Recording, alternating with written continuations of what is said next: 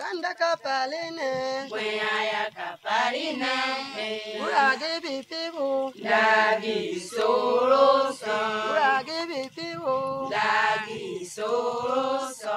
tanda kapaline. Le soleil se couche sur Tchaourou.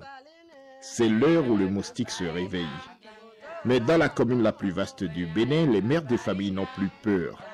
Elles savent désormais à qui elles doivent le paludisme et comment combattre son action néfaste.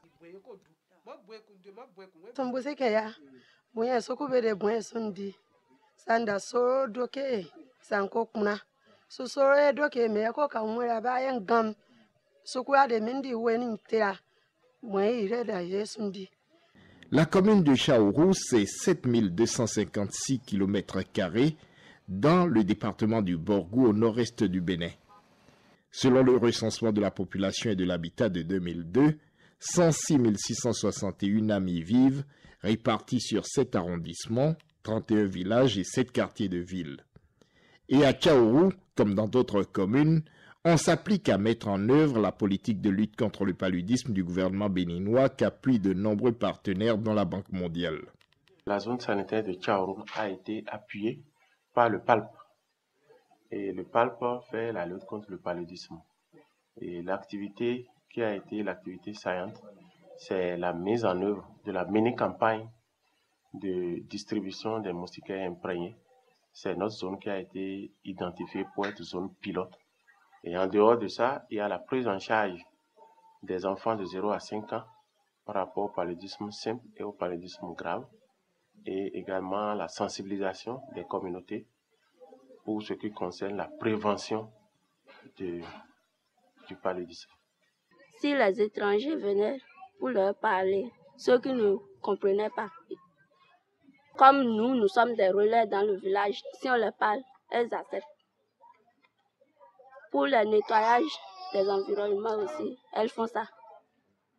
Donc, verser de l'eau un peu partout, ça n'existe plus. Scienson n'avait pas travaillé directement avec nous, mais c'est un milieu que Scienson connaît. À Tchaourou, c'est en effet l'ONG Scienson qui a accepté d'apporter son appui à la lutte contre le paludisme. Toutes les fois qu'ils travaillent, ils rendent compte.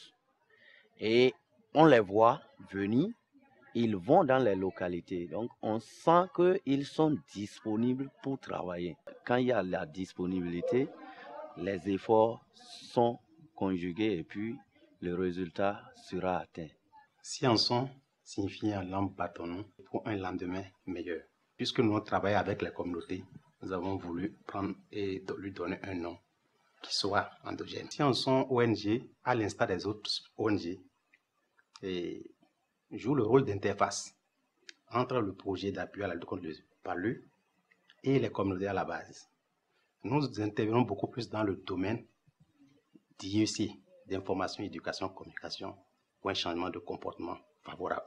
Scienson travaille dans les communautés par le biais soit des relais, soit des animateurs. Au début de notre action, on a vu l'état de connaissance de la communauté par rapport à ce mal, au paludisme, et c'est par rapport à ça qu'on a intensifié nos actions sur le terrain. Et à la fin, nous avions constaté que quand même que beaucoup aujourd'hui ont commencé par utiliser les moustiquaires, beaucoup ont compris ce qu'on attend par moustiquaire et ce qui transmet le palu, et beaucoup connaissent comment faire pour prévenir ce palu-là. Avec les sondages, nous avons constaté que ça a pris. Nous pensons qu'aux côtés des autres acteurs, nous avons contribué sensiblement parce qu'aujourd'hui, il y a une prise de conscience sur la nécessité de se protéger contre le paludisme grâce aux moustiquaires imprégnés d'insecticides à longue durée.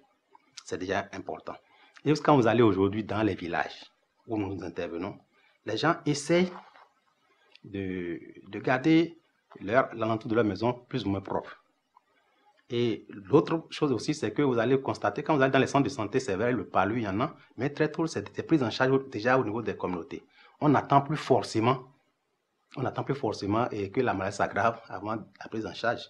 Nous avons eu moins de cas graves de paludisme référés vers les centres de référence. Premier aspect. Deuxième aspect, on a constaté que les femmes enceintes et les enfants de 0 à 5 ans dorment réellement sous moustiquaire. Et ça a porté ses fruits et nous avons ressenti ça dans les différents chiffres liés à la lutte contre le paludisme au niveau de la zone sanitaire. Comme toute initiative, on ne peut pas dire que c'est à 100% satisfaisante. Il y a quelques points qu'il faut améliorer, à savoir d'abord que tous les arrondissements n'ont pas été couverts. Et au sein même des 4 arrondissements qui ont été couverts, tous les villages n'ont pas été couverts. Chaoro couvre 7 arrondissements avec près de 40 villages administratifs. Mais aujourd'hui, nous ne couvrons que 20 villages dans 4 arrondissements. Et ça veut dire que les autres villages n'ont pas de problème de palu. C'est des zones qu'il faut couvrir entièrement et non partiellement. Et il faut mener des actions de façon continue. Dans la plus vaste commune du Bénin, bien des améliorations restent à apporter dans la lutte contre le paludisme. Mais le chantier est ouvert et grâce à la volonté de tous les acteurs, on peut penser que dans le futur, on parlera des ravages du paludisme au passé. Nagi soro